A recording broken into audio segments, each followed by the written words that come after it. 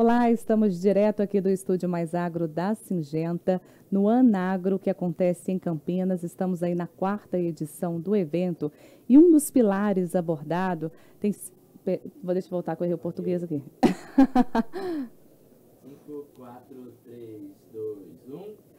Olá, estamos direto aqui do Estúdio Mais Agro da Syngenta, que acontece o Anagro em Campinas. Estamos na 4ª edição do evento e vamos agora tratar de um assunto muito debatido, um dos pilares aí do evento, que é a sustentabilidade. Quem está aqui comigo no estúdio é o Guilherme Scheffer, que é sócio-diretor comercial da Scheffer. Seja muito bem-vindo com a gente, Guilherme. Muito obrigado, é um prazer estar aqui com vocês e poder contribuir aqui com esse painel e com o assunto da sustentabilidade. Guilherme, eu já queria que você trouxesse para a gente quais os principais pontos debatidos nesse painel de sustentabilidade. Os principais pontos debatidos foram social e governança e ambiental, né? Mas com um pouco menos de governança, que é uma coisa que já está meio todo mundo não, mas a maior parte dos produtores já fazem. Então falamos um pouco mais de social e eu especificamente falei mais sobre agricultura regenerativa dentro desse painel. Que, aliás, tem uma experiência incrível dentro da agricultura regenerativa, né? Conta pra gente qual que é a tua visão desse formato. Minha visão é que esse modelo veio para ficar, não é uma agricultura para inglês ver, assim, no sentido da palavra, só para fazer propaganda, né? Mas é uma agricultura que é bom para o produtor, é bom para a sociedade e é diferente, não é aquilo que vai custar mais, assim, vou ter que fazer sustentável, mas alguém tem que pagar algo a mais por mim. Não. É uma agricultura que te dá mais retorno, te dá mais lucro através de uma redução de custo, sendo mais sustentável. Uma coisa que quem olha de fora normalmente acha que para ser mais sustentável tem que gastar mais, para a agricultura, felizmente, é possível ser mais sustentável ambientalmente e financeiramente. Então, eu acredito muito que é algo escalonável e que vai acontecer muito rápido, uma transformação na agricultura mundial. Legal. E quais seriam os principais pontos de diferença, por exemplo, de agricultura regenerativa para uma convencional? A grande diferença da agricultura regenerativa, eu vou até adicionar a orgânica também, que é muito conhecida pela população em geral, né? Vamos falar assim, a convencional usa algumas coisas da agricultura orgânica, principalmente os fixadores de nitrogênio para a soja, algumas ferramentas. A regenerativa é uma combinação da orgânica com a agricultura tradicional, onde ela usa tecnologias da química e tecnologias da agricultura orgânica. E a agricultura orgânica é uma regra mais simples, no sentido assim, de entender que não usa químico, né? Então, não usando químico, perfeito, é orgânico. Tem bons orgânicos, na minha opinião, e maus orgânicos, assim, porque precisa ter produtividade. Porque precisa ter produtividade e também precisa cuidar do meio ambiente. Por exemplo, para a agricultura orgânica você tem que fazer uma grade, né? Você não pode usar um herbicida. Então, você faz uma grade, você tem erosão. É contra o que a sociedade está pedindo de uma menor emissão de CO2. Então, olha só, legal. A agricultura regenerativa combina a tecnologia, por exemplo, do herbicida para não ter que gradear um solo. Então, que é o lado que vem da agricultura química, o herbicida, mas você é mais carbono. E uma redução de uso de químico usando biológico. Então, a agricultura regenerativa pega a parte biológica da agricultura orgânica e a conservacionista da agricultura tradicional, que é o plantio direto, por exemplo, é uma dos exemplos. Então, ou seja, você regenerar o solo, né? Como a própria palavra diz, né? Exatamente. Acho que assim, a agricultura regenerativa, ela tem que evoluir. Você tem que evoluir. Você tem que deixar o seu solo melhor do que você pegou. Na agricultura orgânica, não necessariamente. Se você não usar químico, mas seu solo está piorando, porque está dando erosão, você está chovendo, você está gradeando o solo, mas lá vende para o pessoal que quer pagar mais caro nisso. Mas não necessariamente é o melhor para o mundo. Talvez é melhor para a pessoa que não quer zero de químico. Então, é um debate interessante. O que é melhor, eu como consumidor, pegar um produto orgânico que está zero de químico, não tem nada, produtividade, às vezes, normalmente menor.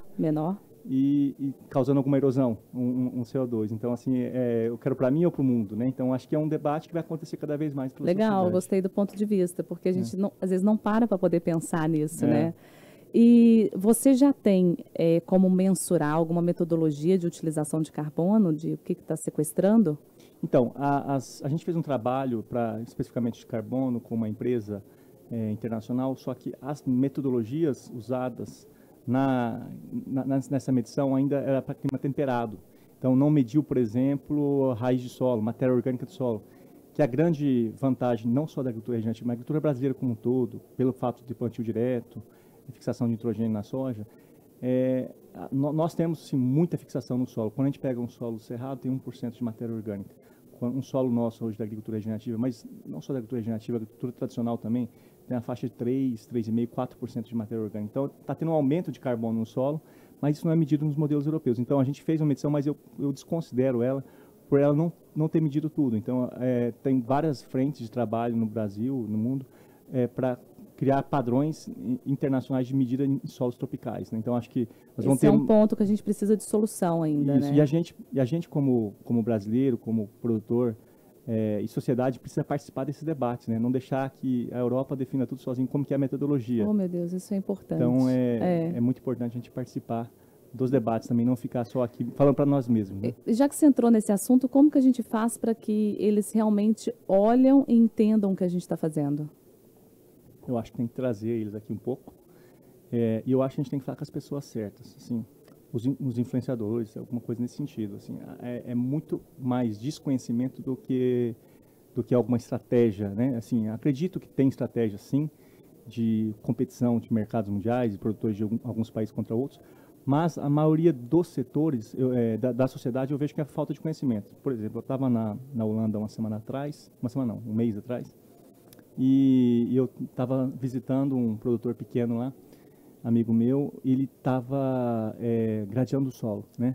E a gente teve uma conversa, um debate sobre sustentabilidade. E grade emite CO2 e dá erosão, então é horrível para o meio ambiente. Para o meio ambiente. Eu falei assim, por que você está gradeando o solo aqui? Aí ele falou assim, porque se os ciclistas passam aqui, essas pessoas da cidade, e veem porque eu falei, por que você não passou um herbicida? Porque aí você continua com a matéria orgânica em cima. Não, porque esses passam aqui, vê esse pasto amarelo, eles viram que eu passei um veneno, eles vão tirar foto e vão postar nas redes sociais que eu estou passando veneno no mato, no pasto. Ele queria fazer uma rotação de cultura. Eu falei, mas e a grade? Se eles passam aqui e vê a grade, eles não tiram foto dessa terra gradeada? Não, terra gradeada, para eles é tudo bem. Tudo bem, é bonito. É bonito. Então, a mentalidade antiga de que, na Europa, principalmente, que a grade é bom. Então, assim, acho que falta muito conhecimento, né, para a sociedade, e é parte nossa mostrar. O Brasil precisa se vender melhor, se unir. Foi até um debate ali do painel, que a gente tem muito ego, né? Os setores, cada um... Muito. Acho que o ego dos setores atrapalha a comunicação conjunta, né? Então, se a gente juntasse forças, para falar com o público em geral é caro, né? Você tem que ir nas grandes mídias. Então, eu acho que a gente tinha que se unir mais, falar menos de um setor específico, do algodão, da soja, do milho, falar do agro como um todo, juntar força e falar a mensagem para o consumidor final, né? Trazer uma voz única, né? Uma voz única, é. E aí a gente precisa se fortalecer entre público e privado e deixar essa vaidade toda de lado. Exatamente. Porque a comunicação é um fator preponderante para a gente poder conseguir alavancar todas essas estratégias. Quando a gente olha para essa discussão que a gente está tendo aqui sobre um agro protagonista, um agro estratégico, um agro sustentável, sustentabilidade para você é palavra de ordem, é palavra que veio para ficar ou já está inserida mesmo? Como que você avalia isso? Já está inserida, né, no nosso negócio, não é um departamento de sustentabilidade, já tem que estar na cultura da empresa. Eu acho que sustentabilidade é um negócio, né? Por que eu falo que é um negócio? Porque faz parte do seu produto. Se o seu produto tem que ter sustentabilidade, ele está agregando, ou ele não é sem só agregar, talvez é condição. Tem que ser sustentável para vender, não é só pensar em prêmio porque é sustentável, né? Eu acho que é uma demanda da sociedade. Acho que quem é contra, assim, não tem que você ser contra ou a favor, você tem que fazer o que o seu cliente está pedindo, né? Então, apesar de nosso cliente do Brasil, a maioria é asiático, os grandes influenciadores do mundo ainda é Europa, Estados Unidos, que influenciam as marcas que compram da Ásia, né? Então, eu acho que é a questão de motivo número 1. Se eu não fosse preocupado nada com o meio ambiente, se eu fosse só financeiro, você tem que atender seu cliente. Motivo, para mim, o número 1 é, se eu não for sustentável, eu não deixo o meu solo melhor para uma segunda geração ou terceira. Foi isso que fez a gente mudar. A gente viu que o jeito que a gente estava fazendo não era sustentável. Apesar de estar dando lucro financeiro, o solo estava ficando pior. Estava sem inimigos naturais. Então, a gente mudou e continua tendo lucro, só que com um sistema mais resiliente. Então, colocar isso em larga escala foi tranquilo? Não é tranquilo, mas é possível. Não é tranquilo, mas é possível. Não é uma receita de bolo, que é uma agricultura mais holística. Você tem que observar mais variáveis. E é como o homeopático versus antibiótico, né? Você tem que tomar mais vitamina, mas o homeopático não cura de uma vez, demora um pouquinho mais. Mas quando você sara, você tem os efeitos colaterais muito menores do que um antibiótico.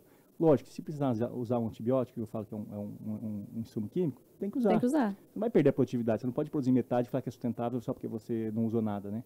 Então, a nossa política é, vamos fazer mais com menos, quando precisar usar um defensivo, tem que usar a tecnologia que existe hoje e manter uma produtividade, fazer o máximo de produto com o mínimo de defensivo, com o mínimo de insumo, não defensivo, né? Mas o mínimo, não fertilizantes, usar fertilizantes mais eficientes, dividir mais. Tem um equilíbrio, né? Tem um equilíbrio, é. Tem um equilíbrio entre a natureza e a utilização de químicos, exatamente, né? Você vai ter mais vida no solo, você vai ter mais sucesso em produtividade, né? Eu acho que a grande até, assim, essa fala do radicalismo de algum setor, algumas pessoas, é contra a sustentabilidade. Por quê? Concordo. Porque ela fala assim, você tem que ser orgânico, tem que ser orgânico. Aí o cara vai produzir metade, aí ninguém produz, que produz muito pouco.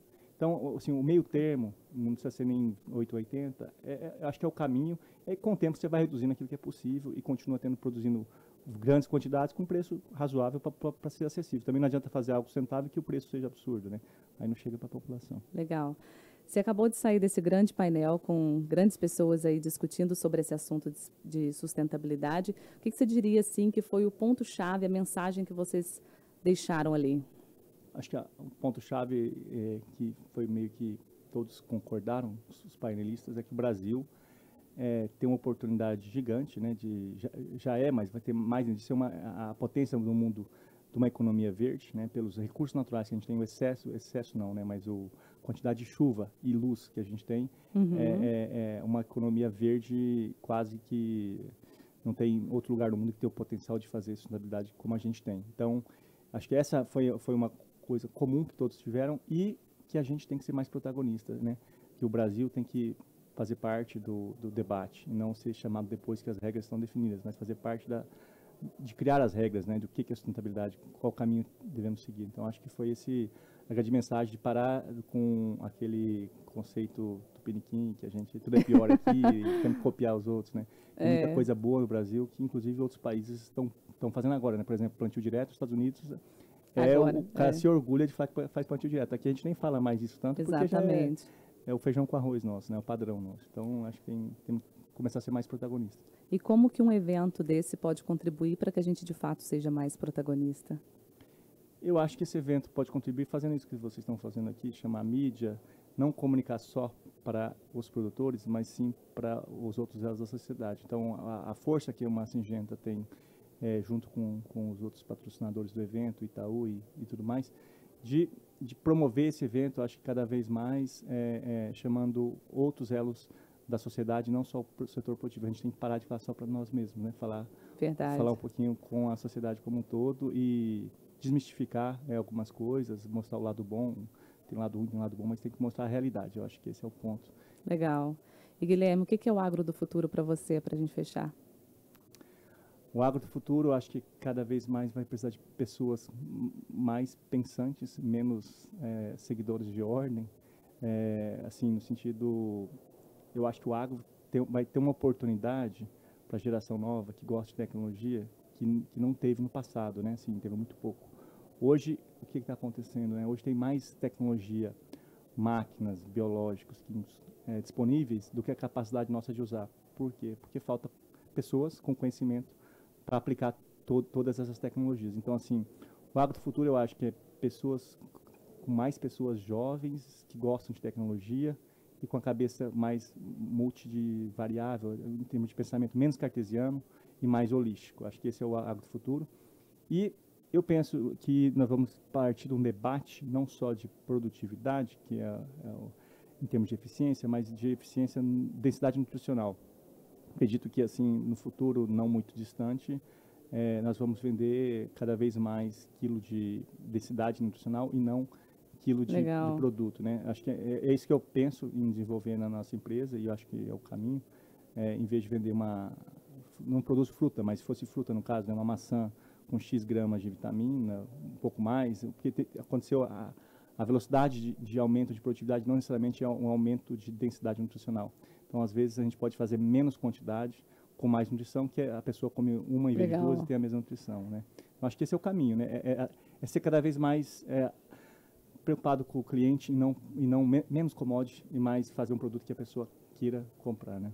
Ou seja, cada vez mais qualidade e sustentabilidade guiando aí qual que é a projeção de futuro, com uma geração nova entrando, com uma velocidade muito rápida, porque as coisas acontecem cada vez mais rápido em termos de conectividade e com muita tecnologia e inovação. Agradeço muito a sua participação aqui no Estúdio Mais Agro da Syngenta, de ter disponibilizado seu tempo para vir e participar conosco deste evento que quer promover esse grande debate na cadeia e no setor do agronegócio brasileiro. Obrigada, Guilherme. Obrigado você, é um prazer estar aqui. E pode contar aí comigo quando precisar para fazer um bate-papo sobre agricultura regenerativa. E fique sempre com a gente acompanhando tudo que é destaque no agronegócio aqui, direto do Estúdio Mais Agro. Até mais. Tchau, tchau. Tchau, tchau.